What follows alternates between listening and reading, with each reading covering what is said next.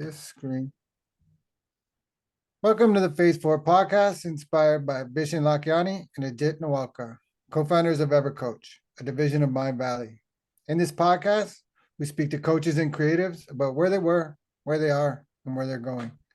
This is an intersection of what we focus on expands, and your story is your superpower. My guest today is Carlito. He's the founder of Playing Camp, a fun and innovative company on a mission.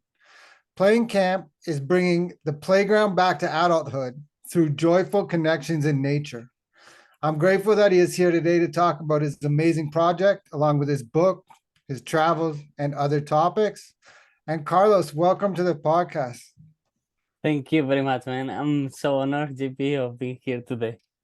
Yeah, thank you. So I think, the perfect place to start is Playing Camp. What a fun name, right? So maybe just tell us a bit more about that and how you came up with that. Well, there is many stories. The one that the listeners can find on Instagram is the one when I was in Africa and I was spending a lot of time on the office, thinking like, okay, I stopped my job as a PhD because I was on the office all the time, and I was thinking like, this doesn't make sense. And in my PhD, I was studying human connections in nature. Like I was studying morality, the effects of nature in moral behavior.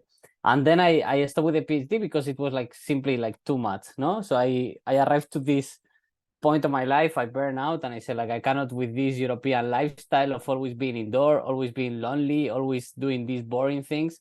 So I went to Africa to have an adventure, and I had some friends. We founded an NGO, and suddenly I realized myself that I was doing the same. I was in the office, I was spending all the time doing paperwork and arranging all these fundings and how to keep the NGO running. So I was like, okay, this is not what I came here to do. This is so out of alignment. And I started going to the street, and I found out that all the kids were just simply playing on the streets with anything. Like they just play with branches of trees. They play with the dirt on the ground. They play with each other. They play with their clothes. It doesn't matter. There's no limit. And it was such a shocking experience to see them and to realize like playing is so easy, and it's so easy to connect, and it's so easy to get entertained and to develop all the human skills that we develop while playing. And for some reason in Europe, we always forget about it, and we come back indoors and we do all these boring things that take us to the screen, and the loneliness epidemic speak by themselves. So I took on myself the mission of coming back to Europe and bringing the play back into adults' life. And yeah, it's a reminder of the importance of connecting with each other and always keep on this playful attitude in life. That's amazing. So you're talking about Zambia.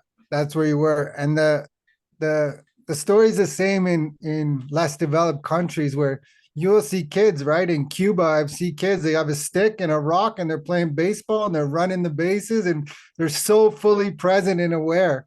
And that's the way. That's kind of what you're trying to bring back is the idea where we get stuck in our own heads, and all you really have to do is go outside and look around, put your feet in the ground. And it's kind of, I don't believe in coincidences, but if my good friend right now is on his way back from Africa.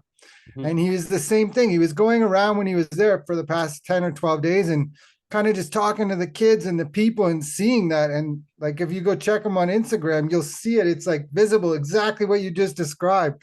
So I think it's really, really beautiful. So you go from this, man, I'm stuck in this thing and I'm not doing what I want to. And you use the word alignment. It's a perfect word. And that's one thing I love is that you're so intentional. So you see the kids playing, you come up with this great idea. And now what does it look like for the adults?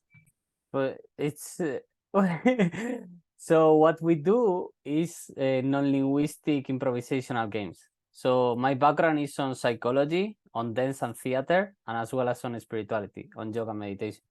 So after many years of figuring out, okay, do I want to do psychology sessions, or I open a company of physical theater also, do I want to create physical theater pieces, or do I want to do yoga sessions and meditation? Eventually, I like talking with my therapist. At the end, he was like, but what do you really want? Like, imagine that everything that you want, all your ambitions, they are already done. All the business are automated, and you have all the finances together and all the time for you. What could you do?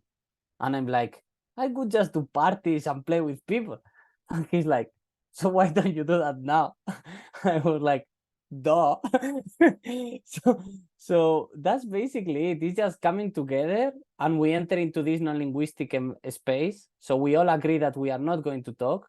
However, we can communicate in any other modality possible. So people start drawing, people start touching each other, people start looking into the eyes, people start making mime and just playing with the fact of being alive, being together, and being on the nature.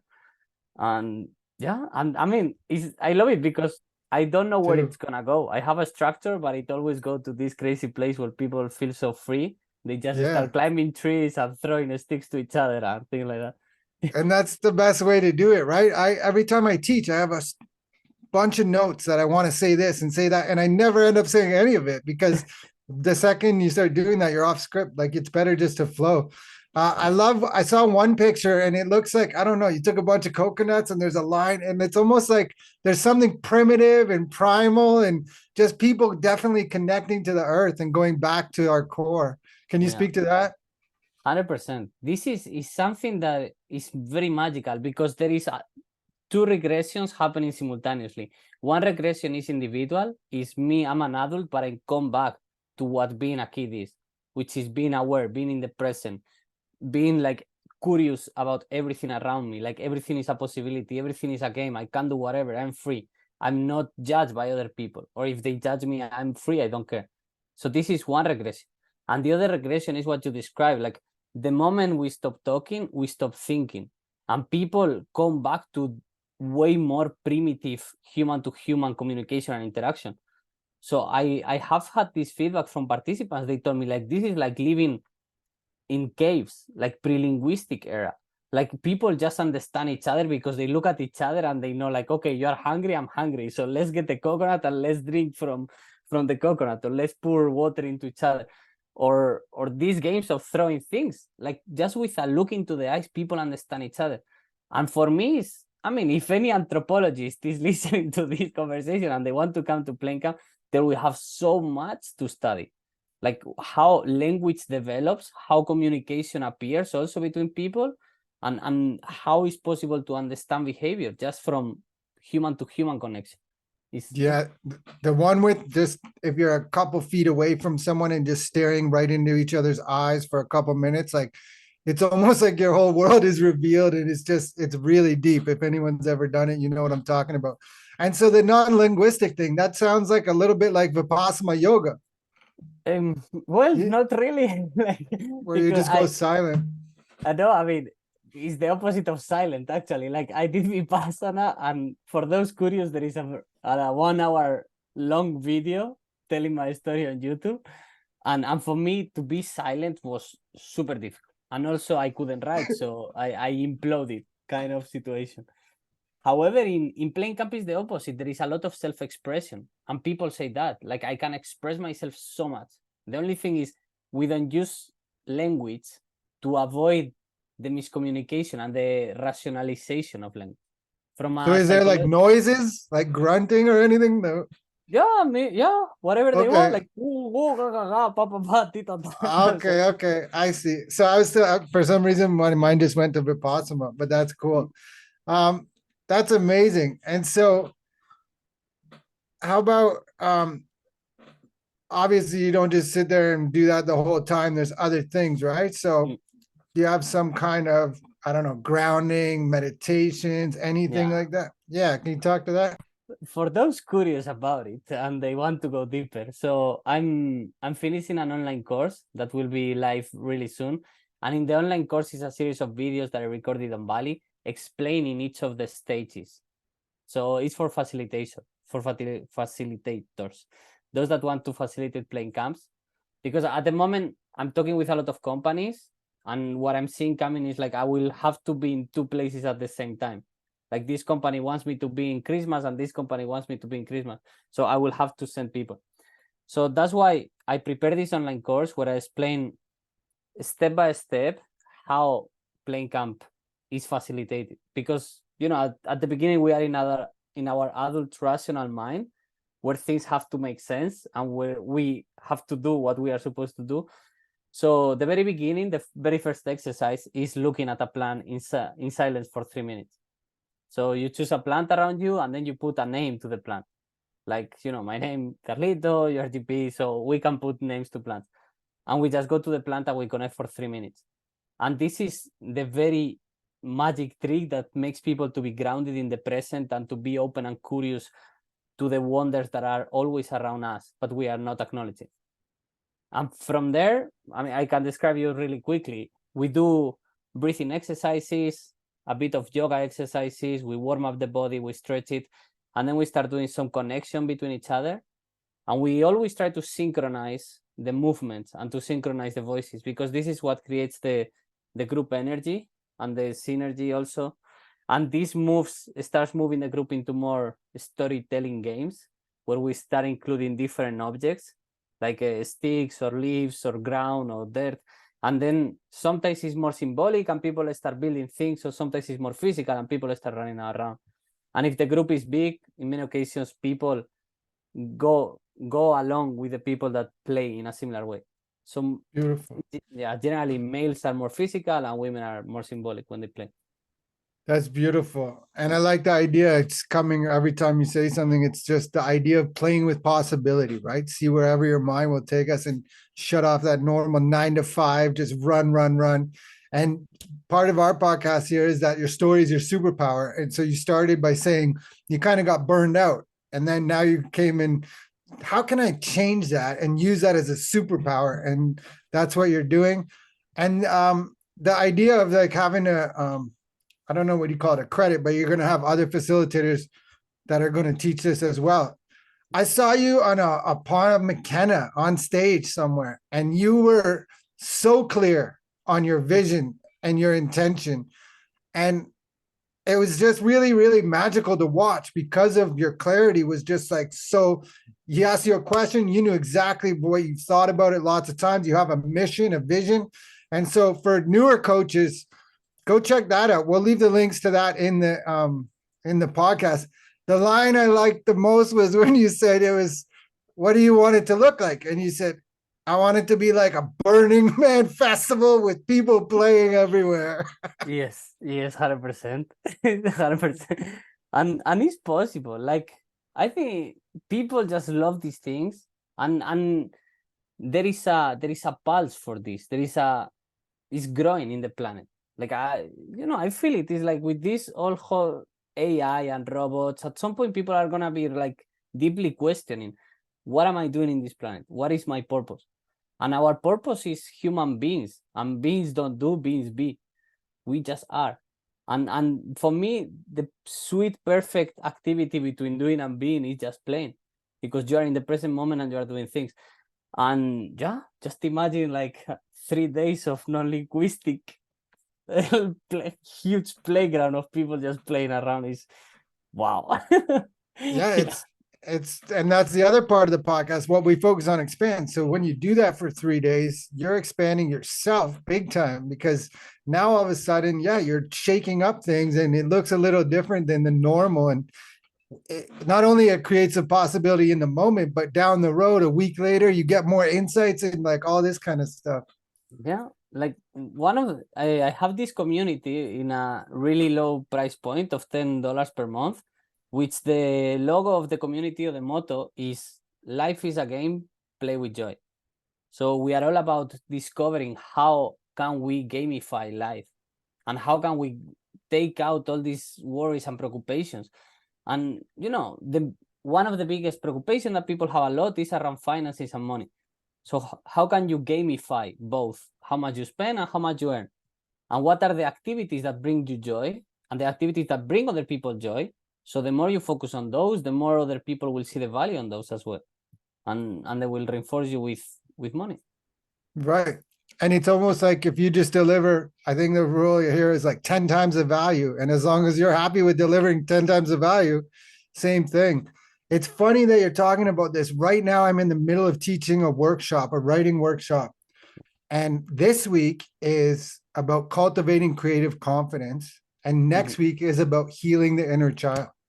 And so Nice. it's like, wow, you come into my moment and you're doing both of that at the same time. and you come right in the middle of it. It's so beautiful. So thank you. My pleasure. Do you have a book? I did write a book, actually. Yeah, let's hear about it, please. There you go for those watching the video in the filter of this. Yeah, there we go. So 13 letters since 2013. And actually, I'm going to quote this man because it keeps on appearing on my feed and I like him a lot. It's called Zach Pogrove, Pogrov. And he talks a lot about obsession. And the last post that I saw yesterday was write a letter to yourself every day and everything will become clear in your life.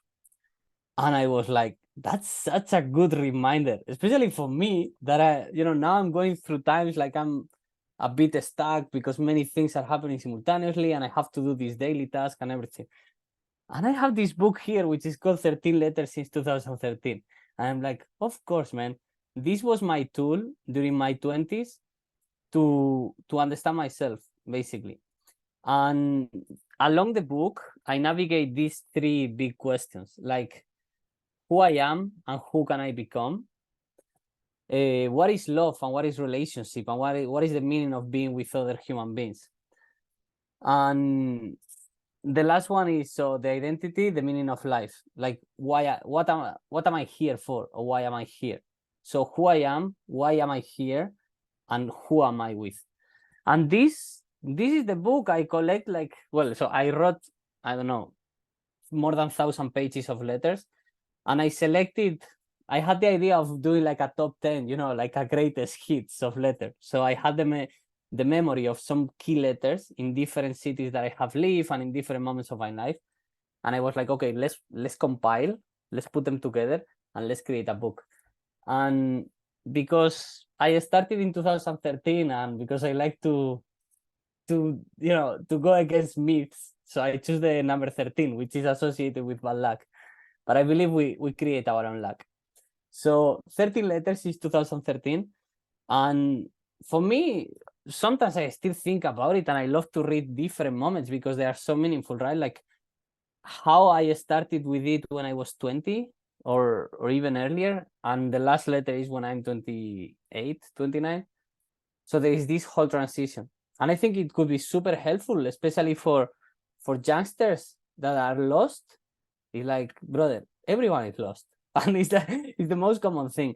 And even for those that haven't had so many experiences outside or these deep connections with people, I think it has like really powerful lessons around just jump into life. Just go out, try things, travel, live in different cities, different countries.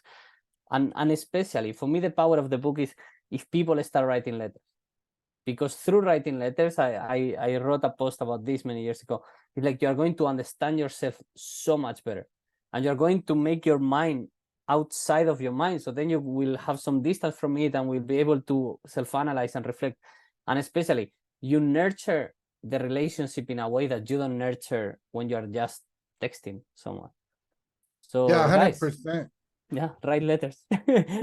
Yeah, journaling in the morning, right? What it does, you start to see your thoughts and you start to see, well, some of them aren't even true, like, or that someone else's story that was stuck in my head. You let go of it. And then it also gives you clarity on who you are. Like you're saying, you figure out your values, you can figure out what you want.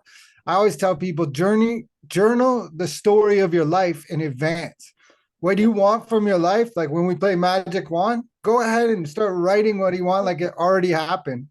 Brother, spoiler alert. For those that buy the book, well, actually, I wanted to create this as a lead magnet, which is the last chapter of the book.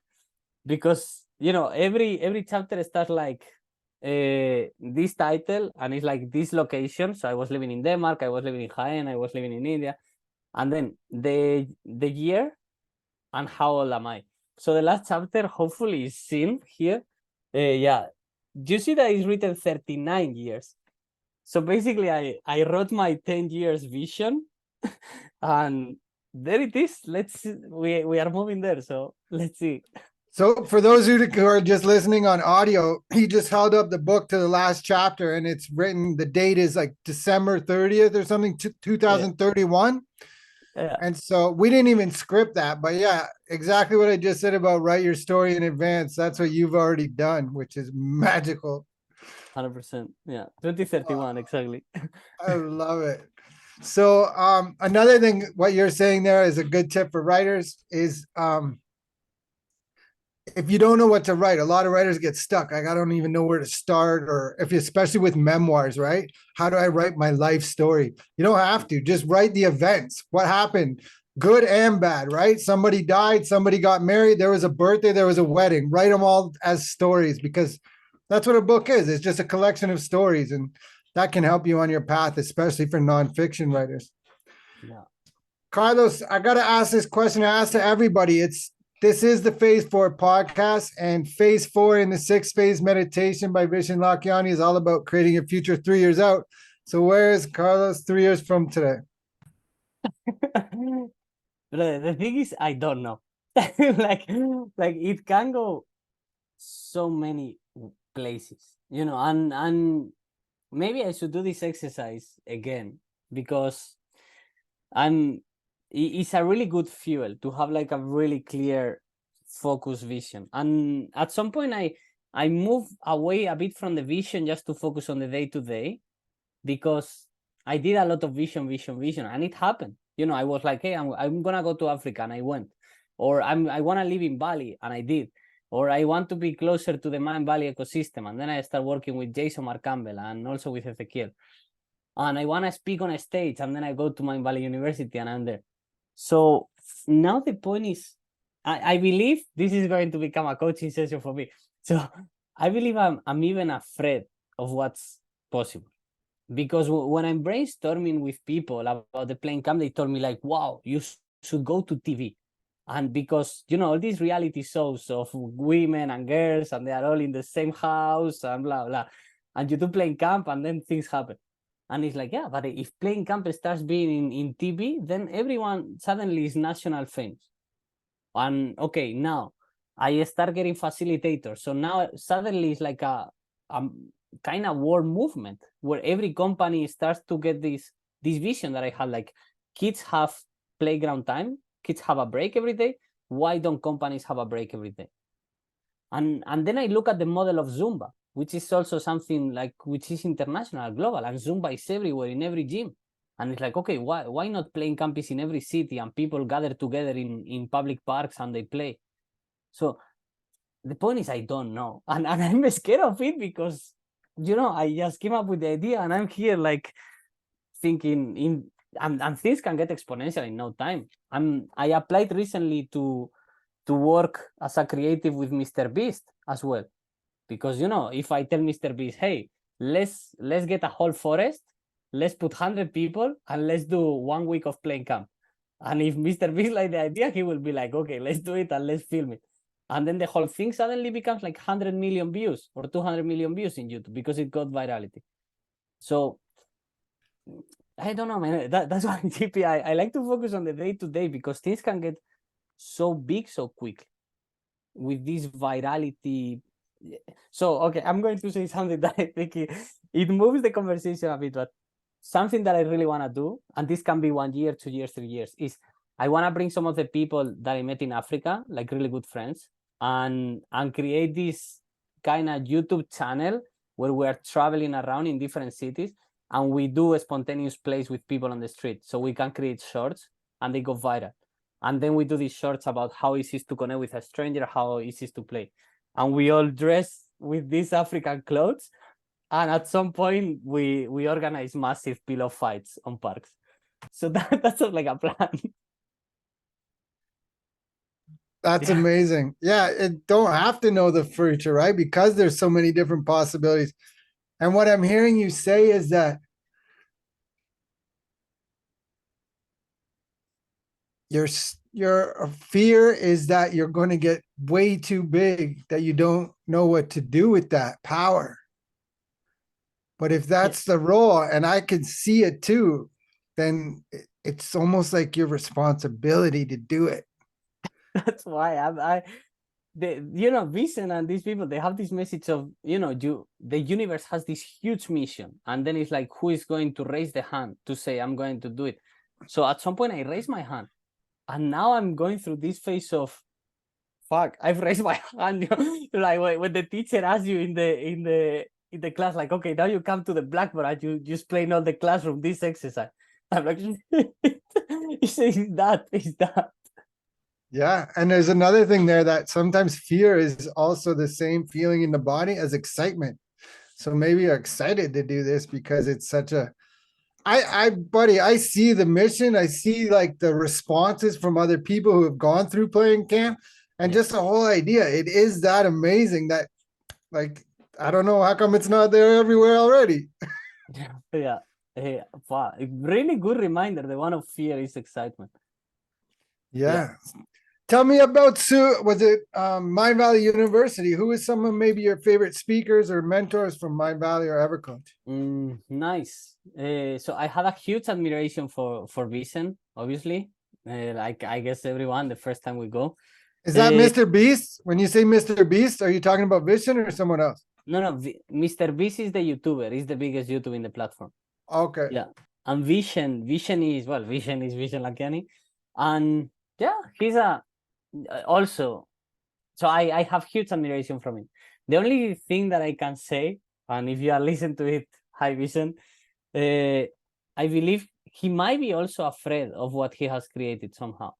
Like because he has created this huge thing and it's like people want to give him so much love that sometimes he might be on his own bubble of worries and things to do.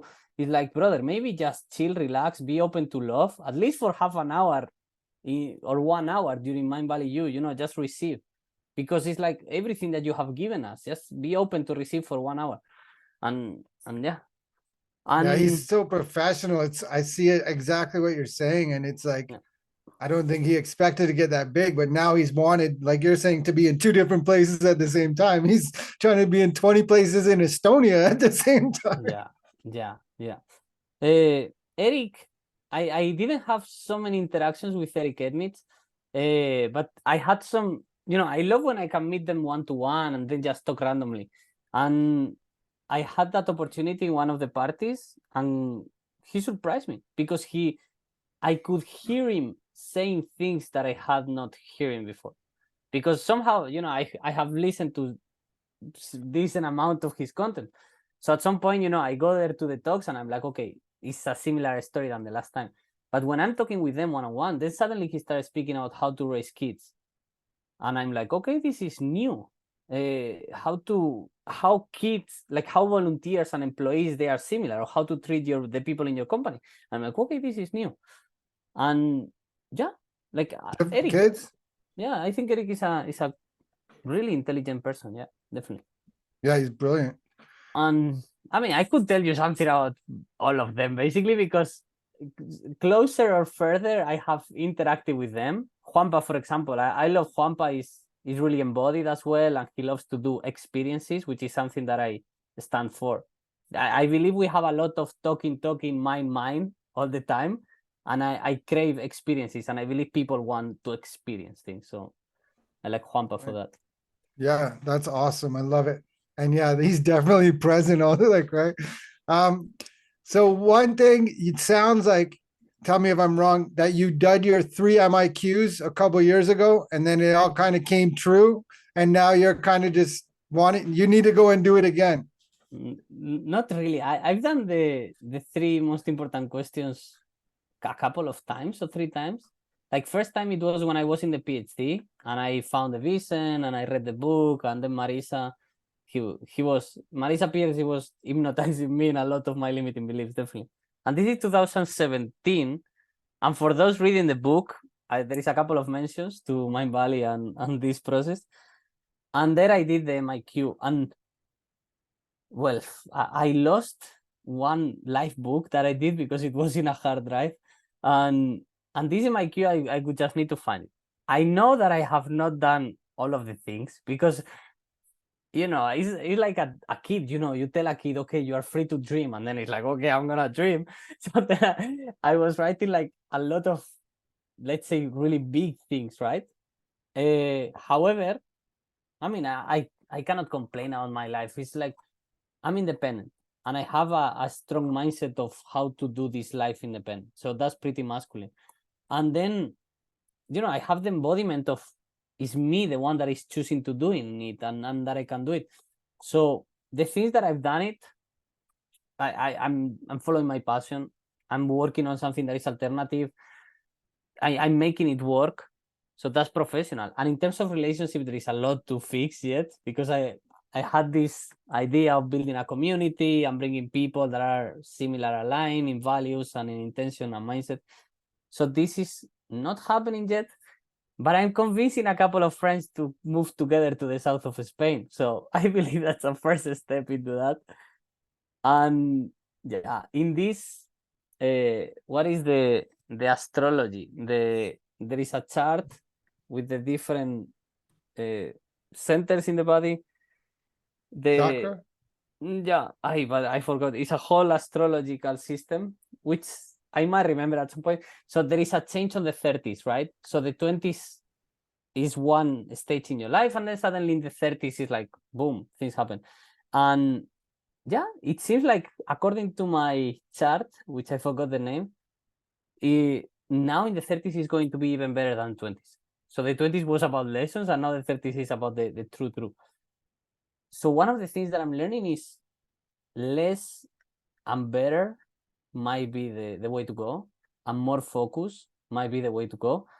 And that's what I'm doing. I'm trying to simplify my life as much as possible, in terms of food, in terms of relationships as well, in terms of work, in terms of lifestyle. So Less is more for sure.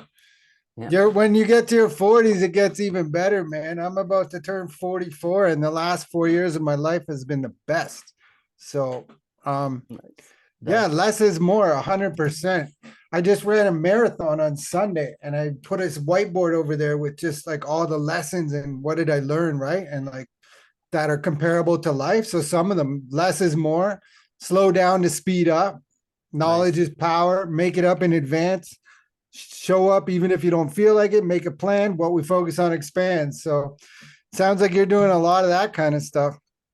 And so Yeah, as we begin to wind down here, if this resonates with you, reach out to Carlito, leave us a like, a subscribe, a share, a follow, all that stuff. And definitely no hard sell. But Carlito, before we go, is there anything that you want to say or leave some dose of intuition or wisdom with the I have listeners? I have a lot. And actually, if you allow me to, I'm going to share something that I just read today. So one of Yeah. the people that I admire a lot at the moment is this guy from acquisition.com, which is Alex Hormozi. Uh, Did you see a uh, special a couple weeks ago there? this That book, one? Yeah. and That I was a bought good live, a couple weeks ago, that Saturday morning it one. is, and I like that man because he's giving so much for free, and I believe I'm going to share a bit of his message, which is give, and then ask, and design these amazing offers or experiences or products for people to just to come to you and to say like, hey, I want that thing that you have. And one of the things that I read today is like one call to action. So instead of share, subscribe, save, like, comment, guys, you are listening to this. If you think about one person that needs to hear this conversation, just send them. It's as simple as get this link and send them and tell them like, hey, listen to this moment or listen to that moment, because that's the magic of the internet. Like, we can listen to everyone in the planet, and especially not everyone is listening to all the people. So if you know someone, if you have a friend, if you have a relative, if you have someone that, hey, maybe they need to play more, hey, maybe they should believe more that they can do things in their life, just share this podcast, because that's gonna is you don't know what might be the very beginning of a huge transformation in their life. So yeah, Thank you. Yeah, it's so true, right? You could hear one word or one sentence and it can change the whole life from there on. definitely. Carlito, And my come last question is where can people reach you? Yeah, come to play camp, guys. Like I am down with internet. Like, just come to play camp. That's my call to action. Like just Google play camp. Just join the mailing list. If there is a mailing list, which I don't even know if when you find playing count, there's gonna be a mailing list. But yeah, definitely. So the typical channel, you like Instagram, then go to Instagram. Now I'm very focused on LinkedIn because I'm working on companies. But how to reach me? This is even better. If you are working in corporate, tell your boss. That's brilliant. Yeah, that's a good one. And He so will yeah, go ahead. yeah. He will find me, and then I will go there and then play. If you don't come to play count, then play count goes to you. Yeah, beautiful. And we'll definitely leave all those links in the show notes. And Carlito, thank you so much for your time today. I'm really Yeah, grateful. my pleasure. It's super fun, man, to do this. Thanks.